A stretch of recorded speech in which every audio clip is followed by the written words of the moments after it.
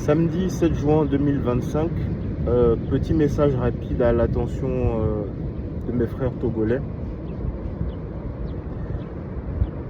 L'Afrique est derrière vous, on vous soutient, on vous suit. Et vous allez gagner ce combat. Vous savez, il y a beaucoup d'images extrêmement difficiles, extrêmement choquantes.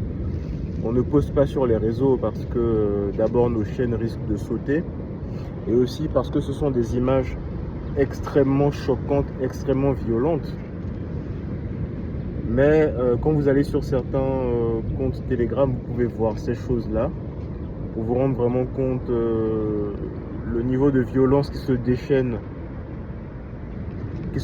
contre le peuple africain et qui, malgré ce qu'on peut penser et dire, n'est pas d'abord le fait des personnes extérieures, des étrangers, mais bien des Africains. Parce que, en vérité, aujourd'hui, c'est l'Africain qui bastonne l'Africain. D'abord et avant tout. C'est l'Africain qui bastonne l'Africain. C'est le militaire africain qui bastonne son compatriote du même pays, juste parce que un chef d'État lui a donné l'ordre, parce qu'il veut le protéger. On a vu les images au Togo de ces militaires en pick-up pour chasser la foule qui court dans la rue, qui ne fait que réclamer ce qui est son droit le plus légitime, à savoir être dans de bonnes conditions de vie, pouvoir s'en sortir, manger à sa faim, pouvoir se soigner, pouvoir avoir un avenir, des perspectives. Mais ça, apparemment, c'est déjà trop pour nos bourreaux. Pour nos hommes forts, nos hommes très très forts qui veulent garder le peuple opprimé, comprimé, et qui utilisent pour ça ces hommes de main, à savoir les militaires.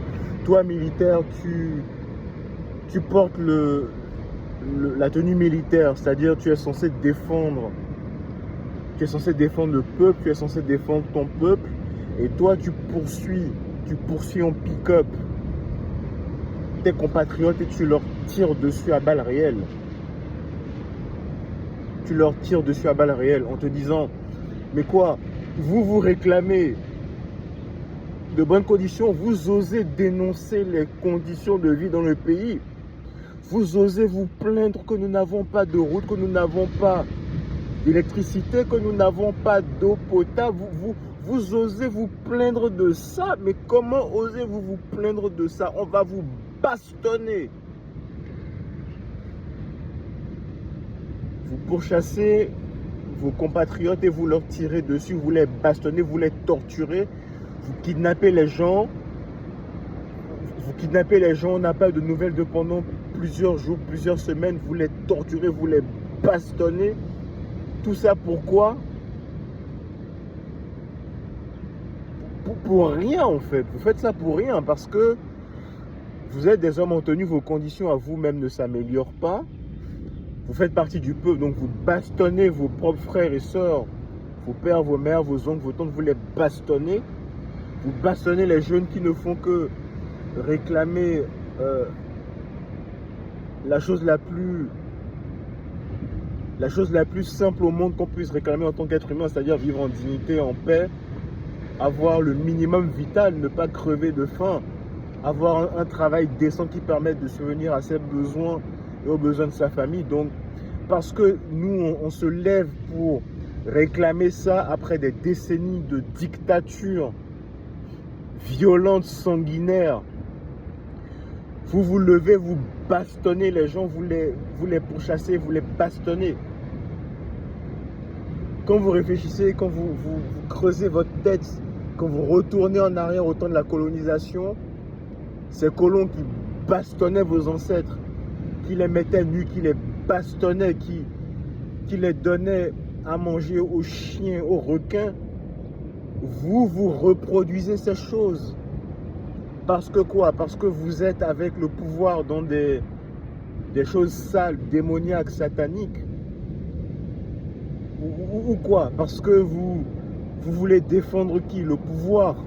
Mais ce pouvoir que vous défendez, ces gens, mais ils en ont rien à foutre de vous, puisque eux, quand ils ont fini de vous donner les ordres et que vous avez exécuté ces ordres, ces basses œuvres, ces crimes, quand vous avez fini de faire ça, eux, mais vous ne les suivez pas dans les avions pour voyager avec eux, en première classe, en business et tout, avec l'argent volé au peuple naturellement.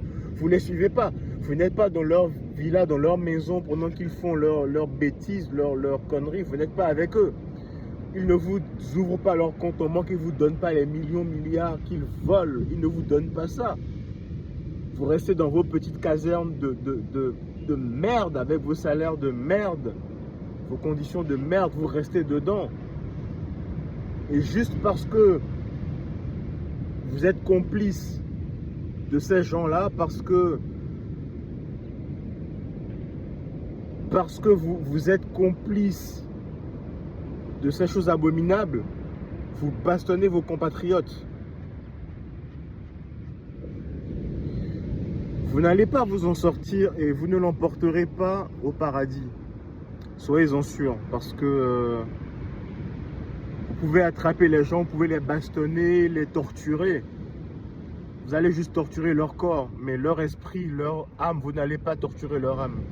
Vous n'allez pas briser leur âme, vous ne briserez jamais leur âme. Vous n'allez jamais briser leur âme. Et là où eux, ils vont partir, lorsque leur séjour sur Terre sera terminé, là où ils vont partir, eux, vous n'irez pas là-bas. Vous irez dans les enfers, les basses profondeurs, les basses vibrations. Vous allez vraiment vous enfoncer au plus profond des mondes infernaux, vous savez. Et là, je m'adresse à mes sœurs et frères africains jeunes.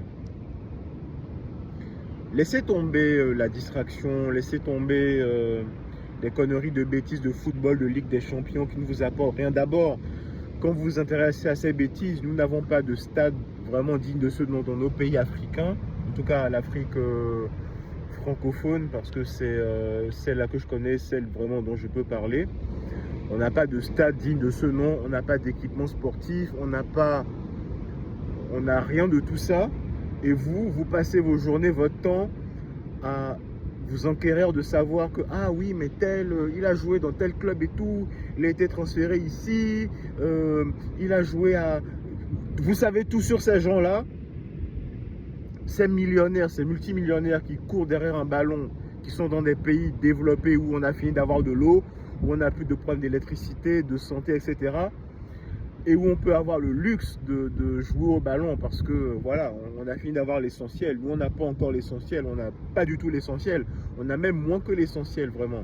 On a moins que l'essentiel dans nos pays. Donc, nous qui n'avons pas toutes ces choses, vous avez votre temps à perdre, vous prenez votre temps, votre précieux temps de vie, votre horloge qui se décompte au-dessus de votre tête, tic-tac, tic-tac, tic-tac. Vous prenez ce précieux temps pour apprendre par cœur tout ce qu'un tel ou un tel joueur a fait. Vous êtes les premiers à courir au stade ou au bar pour suivre la Ligue des Champions ou je sais pas ceci, cela, mercato, machin, toutes ces bêtises, ces bêtises.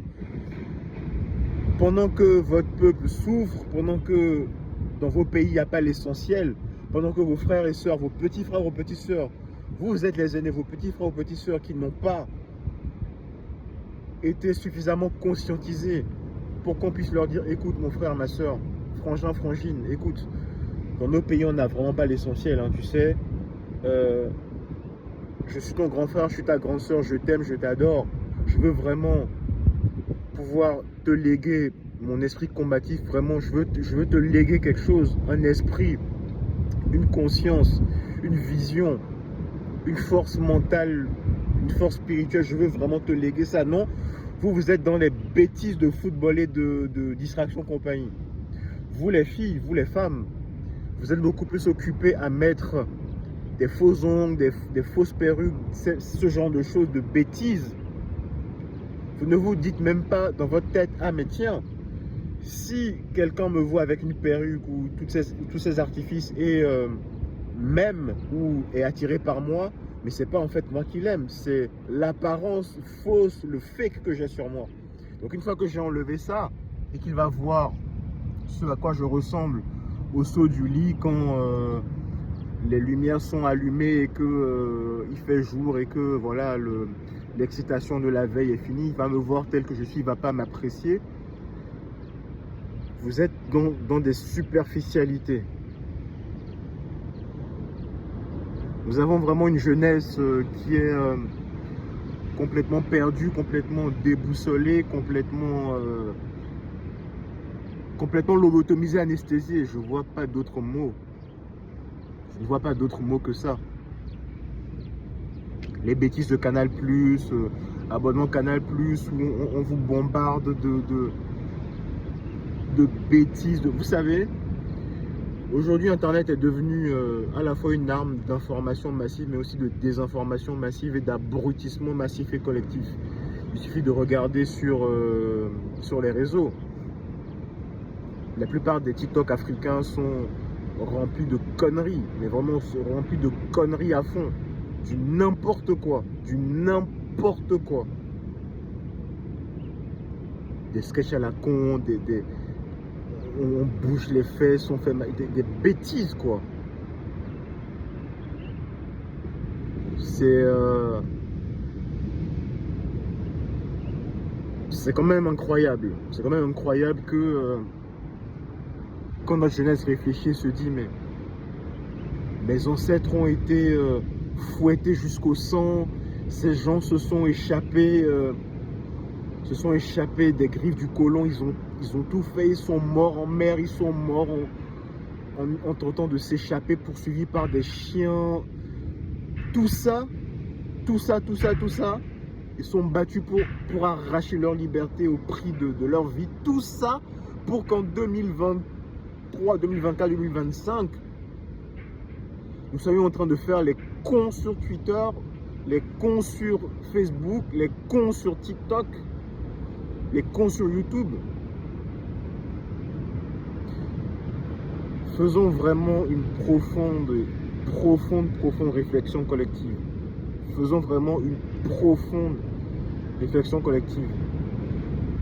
Beaucoup de nos doyens, enfin beaucoup, un nombre relativement restreint de nos doyens qui ont vraiment compris depuis des années, qui nous conscientisent depuis des années. Je veux vraiment rendre hommage à ces doyens dont le doyen Konaré, vraiment, il n'y a pas une seule vidéo que vous faites que je n'ai pas écoutée depuis des années. Je vous ai découvert en Italie. Il n'y a pas une seule vidéo de vous que je n'ai pas regardée et écoutée. Il n'y en a pas une seule. Vous êtes vraiment un modèle pour la jeunesse. Vous êtes vraiment un des derniers phares en Afrique qu'on peut vraiment écouter. Des personnes vraiment d'une intégrité qui est indiscutable et indiscutée aujourd'hui. Au lieu de regarder, d'écouter des gens comme vous, au lieu de s'instruire et de s'éduquer, de se conscientiser auprès de gens comme vous, nos jeunes sont dans des bêtises, dans de la distraction, dans de l'abrutissement, dans les bêtises de football et compagnie, dans les bêtises.